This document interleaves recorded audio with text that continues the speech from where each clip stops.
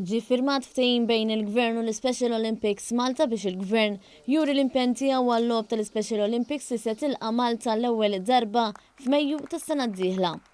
Il-ftehim sar waqt konferenza tal-aħbarijiet indirizzata minn Mart il-Prim Ministru u l-President tal-Special Olympics Dr Lydia Abela.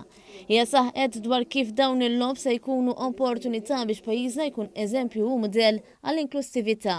Se nkunu qegħdin nassiguraw li nislu konfidenza fl-atleti tagħna u se nkunu qegħdin niggarantixxu wkoll illi Malta tkun eżempju, tkun mudell ta' ugwaljanza u inklussività. Se nkunu qegħdin naraw li iva l-isport huwa fattur illi jgħaqad lil pajjiżi, illi jgħaqad lill atleti u li jgħaqad abbiltajiet differenti.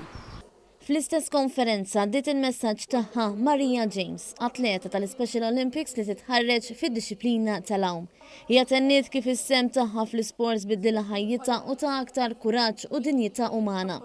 L-atleta rrakkontat kif il-logħob tal-2019 li saru f'Abu Dhabi hija rebħet 2 midalji tal-fidda u issa f'pajjiżha taspira għad-deheb. Nispira li immur għad-deheb għax jiena persuna fighter ħafna, nemmen fija innifsi, determinazzjoni dejjem hemm tkun, imma l-importanti li tkun soda u jittajt li inti titterbaħ, inti kapaċi li terbaħ.